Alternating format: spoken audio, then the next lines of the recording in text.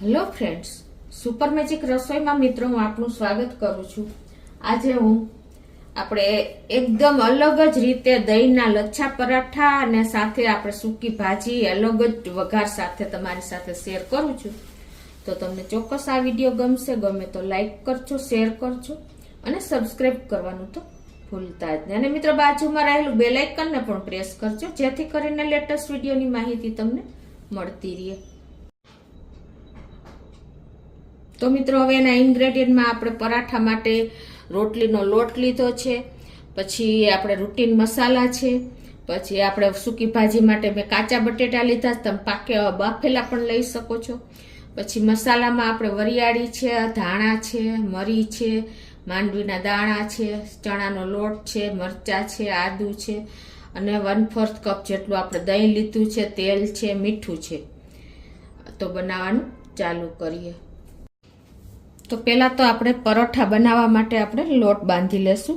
આ પરાઠા તમે લચ્છા પરાઠા છે, પણ તમે ઇઝીલી એકદમ સરળતાથી સવારમાં વહેલી સવારમાં બનાવશો ને તો તમને પણ મજા આવશે, કંટાળો નહીં આવે, એટલી ઇઝી મેથડ છે. તો પહેલા તો આપણે 1/4 કપ જેટલું દહીં લઈ લેશું આમાં, અને એમાં આપણે ટેસ્ટ એકોર્ડિંગ મીઠું નાખી દેશું. અડધી ટીસ્પૂન જેવું આપણે મીઠું નાખી દેશું અને અડધી ટીસ્પૂન જેવી ખાંડ નાખી દેશું. અને હવે એમાં આપણે ખાંડ, મીઠું અને 2 ટેબલ સ્પૂન જેવો મિલ્ક પાવડર નાખી દેશું. એના હિસાબે આપણા પરોઠા એકદમ રીચ બનશે. આપણે સાદા પરોઠા તો બહુ બનાવ્યા છે, પણ જો આ રીતે તમે એકદમ દહીંના રીચ પરોઠા બનાવશો ને મિલ્ક પાવડર સાથે, તો એનો ટેસ્ટ પણ અલગ જ આવશે અને કોઈ ગેસ્ટ આવે ને તો પણ તમે એને સર્વ કરી શકો છો. અલગ જ આપણે ફ્લેવર બનશે. તો આ રીતે એકદમ સરસ મિક્સ કરી લેવાનું ખાંડ, મીઠું. જો તમારી પાસે મિલ્ક પાવડર ન હોય ને તો તમે દૂધનો ઉપયોગ પણ કરી શકો છો. અને આપણું ખાટું દહીં હોય ને, હંમેશા મોરું દહીં લેવાનું, પણ જો ખાટું હોય ને તો આ રીતે તમારું મિલ્ક પાવડર હશે ને તો પણ એનું બેલેન્સ થઈ જશે. હવે જેટલું આપણે દહીં લીધું છે ને એટલું જ આપણે પાણી એડ કરી દઈશું, 1/4 કપ જેટલું જ. આ રીતે આપણે મિક્સ કરીને એકદમ સરસ કરી લેવાનું છે, ખાંડ મીઠું ઓગળી જાય ને ત્યાં સુધી. હવે આમાં આપણે 3 થી 4 ટેબલ સ્પૂન જેવું તેલ નાખી દેશું. આપણે એકદમ પરોઠામાં ક્રિસ્પીનેસ લાવવી છે એટલે તેલ થોડુંક આપણે ચડિયાતું નાખશું. જો તમારે ઓછા કરવા હોય ક્રિસ્પી તો તમે 1 ટેબલ સ્પૂન જેટલું પણ તેલ નાખી શકો છો. અને આ તેલ આપણે સરસવનું કે કોઈ બીજું નહીં, પણ રિફાઇન્ડ તેલ જ લેવાનું છે. હવે એમાં આપણે 1 કપ જેટલો લોટ નાખી દેશું. ઘઉંનો લોટ છે આ, તો આપણે 1 કપ જેવો નાખી દેશું. અને હવે એનો આપણે ડો તૈયાર કરી લેશું. જો પાણીની જરૂર પડે ને તો તમારે નાખવાનું, બાકી આમાં જ આપણો લોટ બંધાઈ જશે. આ રીતે જો આપણે બહુ કઠણ નહીં અને બહુ ઢીલો નહીં, એવો સેમી સોફ્ટ આપણે પરોઠાનો લોટ તૈયાર કરવાનો છે. આ રીતે જો આપણે દહીંનો ઉપયોગ કર્યો છે ને એટલે આપણને થોડુંક ચીકાશ લાગશે લોટમાં. હવે આપણે આમાં થોડુંક તેલ નાખીને અને એને આપણે મસળી લેશું સરખો એવો. આ રીતે જો આપણે સેમી સોફ્ટ લોટ તૈયાર કરી લીધો છે અને તેલવાળો હાથ પણ મારીને અને મસળી લીધો છે. હવે આને આપણે ઢાંકીને રેસ્ટ આપી દેશું 10 થી 15 મિનિટ. આપણે સૂકી ભાજી બનાવવાની છે, એના માટેનો આપણે સ્પેશિયલ મસાલો તૈયાર કરી લેશું. તો આપણે 1 ટેબલ સ્પૂન જેવું આપણે ધાણા, 1 ટેબલ સ્પૂન જેવી વરિયાળી આખી, અને 10 થી 12 આપણે આખા મરીના દાણા, અને 3 થી 4 આપણે તીખા મરચાં નાખી દેશું કટ કરીને, અને 1 ઇંચ આદુનો ટુકડો નાખી દેશું. તમે લસણ ખાતા હોય તો લસણ પણ નાખી શકો છો. અને હવે આમાં આપણે આ 2 ટેબલ સ્પૂન જેવા મગફળીના દાણા લીધા છે એ નાખી દેશું, કાચા જ દાણા છે. અને 2 ટેબલ સ્પૂન જેવો આપણે બેસન એટલે કે ચણાનો લોટ નાખી દેશું, અને આની આપણે પેસ્ટ બનાવી લેશું. તો આ રીતે જો આપણે એને પીસી લીધા છે. આપણે સૂકી ભાજીનો વઘાર કરી લેશું. તો ગેસ ઓન કરીને એને એક પેનમાં આપણે 2 ટેબલ સ્પૂન જેવું તેલ મૂકી દેશું.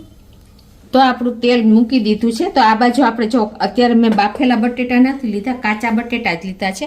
તમે બાફેલા પણ લઈ શકો છો. અને મેં આ રીતે મોટા પીસ કરી લીધા છે અને પાણીમાં બોળી દીધા. હવે આને હું પાણી નિતારી લઉં છું. બાજુ આપણું તેલ પણ ગરમ થઈ ગયું છે. તો અડધી ટીસ્પૂન જેવું આખું જીરું, અડધી ટીસ્પૂન રાઈ, 1/4 ટીસ્પૂન હિંગ, અને આપણે 1/4 ટીસ્પૂન હળદર નાખી દેશું અને આ 2 થી 3 લીલા મરચાં મેં તીખા લીધા છે એને નાખી દેશું. લીમડો 2 થી ડાળી જેવો લીધો છે એને મૂકી દેશું. અને પછી આપણે મિત્રો આ 2 બટેટા છે મોટી સાઈઝના, તમે જેટલી ભાજી કરવી હોય એટલા લઈ શકો છો. અત્યારે મેં 2 બટેટા મોટી સાઈઝના લીધા છે તો એને આપણે હવે આમાં જ નાખી દઈશું અને આપણે મિક્સ કરી લઈશું. તો આ રીતે આપણે એને મિક્સ કરી અને સ્લો ટુ મીડિયમ ફ્લેમ ઉપર જ આપણે આને કૂક કરવાના છે, એટલે એકદમ સરસ અંદરથી કૂક થઈ જાય, કેમ કે આપણે કાચા બટેટા લીધા છે.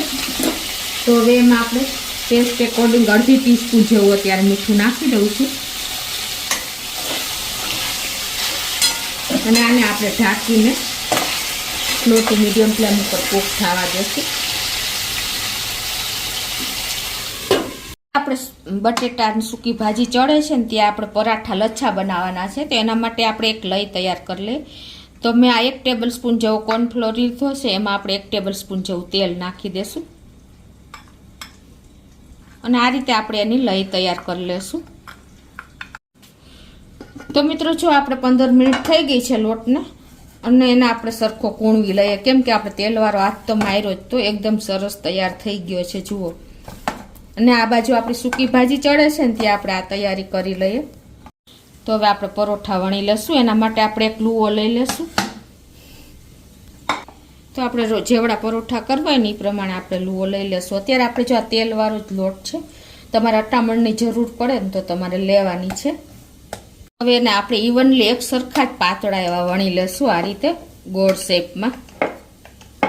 તો આ રીતે આપણે ગોળ પરોઠું વણી લીધું છે. હવે આપણે લચ્છા પરાઠા બનાવવાના છે, તેના માટે આપણે જ્યાં લઈ તૈયાર કરી છે ને એ લગાવી લેશું આ રીતે આખા પરોઠા ઉપર. આ રીતે લઈ લગાવ્યા પછી તમારે થોડુંક અટામણ નાખવું હોય તો નાખી શકો છો, બાકી ચાલે. પછી તમારે આ રીતે વચ્ચેનો ભાગ છોડી અને આપણે આ રીતે કટ મૂકવાના છે નાની સાઈઝના.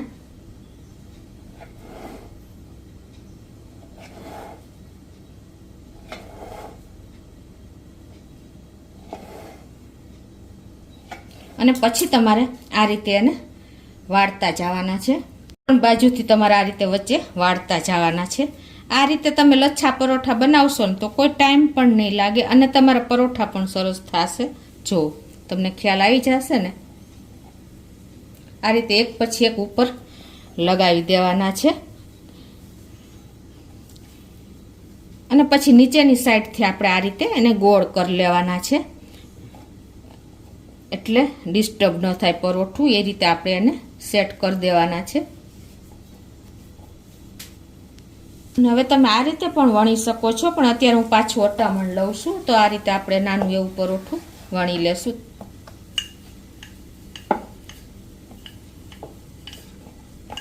આ રીતે હળવા હાથે આપણે એને નાની સાઈઝના તમારે ટૂંકમાં જેવડા વણવા હોય એ પ્રમાણે તમે કરી શકો છો, પણ અત્યારે હું બહુ મોટા નથી વણતી. તો આ બાજુ આપણી ભાજી પણ જો કૂક થઈ ગઈ હશે, કેમ કે વચ્ચે 1-2 વાર મેં ચલાવી હતી, એટલે આપણે ચેક તો કરતા જ રહેવું પડે, કેમ કે કાચા બટેટા હતા. તો આ રીતે જુઓ તમને ખ્યાલ આવી જતો હશે, હું ભાંગું તો બટેટું ભાંગી જાય છે. એટલી સરસ આપણી બટેટા કૂક થઈ ગયા છે. આ રીતે તમે સ્લો ટુ મીડિયમ ફ્લેમ ઉપર કૂક કરશો ને એટલે સરસ થઈ જશે. હવે આમાં આપણે જે મસાલો પીસો છે ને એ નાખી દેશું અને એને આ રીતે આપણે સાઈડમાં રાખીને અને સેજ કૂક કરી લેશું, કેમ કે આમાં આપણે બેસન વાપર્યું છે. તો એને જો આપણે આ રીતે સાઈડમાં રાખીને અને કૂક કરી લેશું, કેમ એટલે સરસ થઈ જશે. તો આ મસાલો અને હવે આપણે રૂટીન મસાલા કરી લેશું. તો 1 ટીસ્પૂન જેવું આપણે લાલ કાશ્મીરી કે કોઈ પણ તમે મરચું નાખી શકો છો, મરચું પાવડર, અને 1 ટીસ્પૂન આપણે ધાણા જીરું નાખી દેશું. અને જો તમે ખાંડ ખાતા હો તો તમારા આ સ્ટેજે નાખી દેવાની, અત્યારે હું નથી નાખતી. અને હવે આને આપણે મિક્સ કરી લેશું.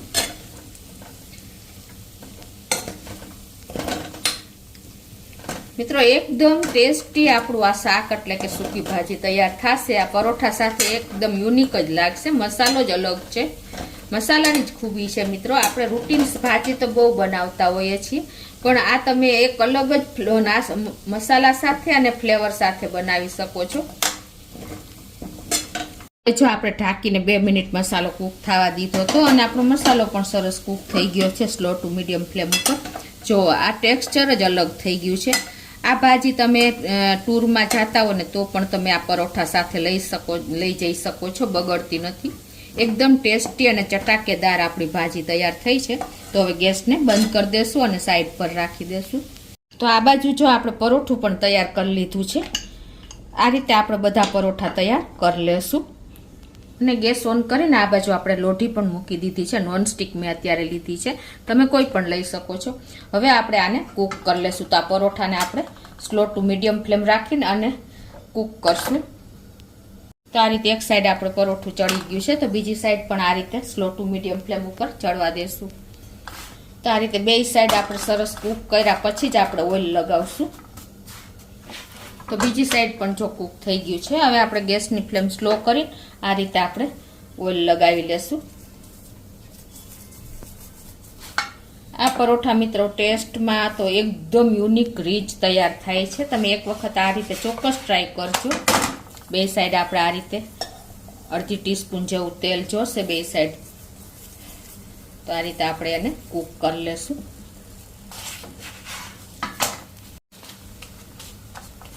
જો આપણું પરોઠું પણ કૂક થઈ ગયું છે બે સાઈડ સરસ.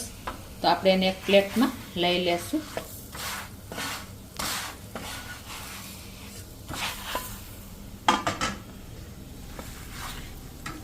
તો આ રીતે હવે આપણે બધા પરોઠા તૈયાર કરી લઈએ.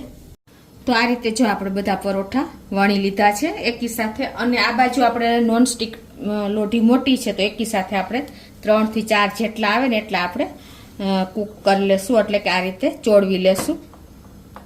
તો આ રીતે આપણે બે સાઈડ કૂક થઈ જાય ને પછી જ આપણે તેલ લગાવશું.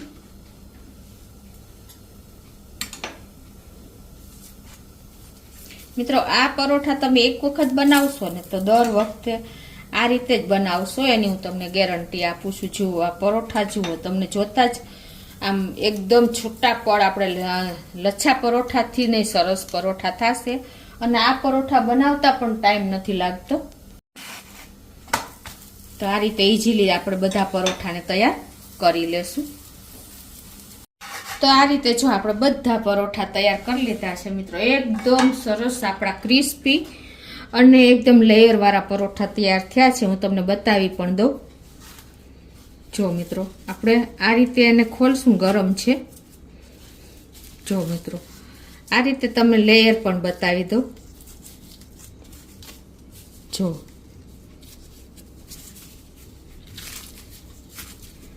છે ને એકદમ બધા લેયર એક એક થઈ ગયા છે. જો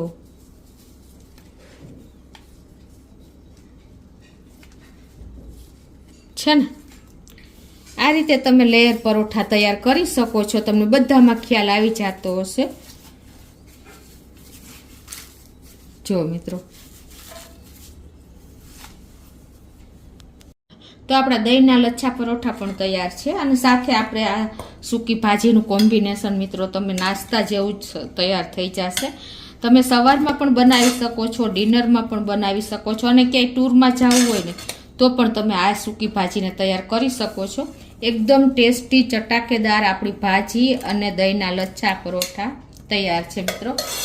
એકદમ સરસ કોમ્બિનેશન સાથે આપણે આ ટૂરમાં લઈ જઈ શકીએ છીએ. તો તમે ચોક્કસ એક વખત આ રીતે ટ્રાય કરજો. અને તમને મારો વિડીયો ગમે તો લાઈક કરજો, શેર કરજો અને સબસ્ક્રાઈબ કરવાનું તો ભૂલતા જ નહીં.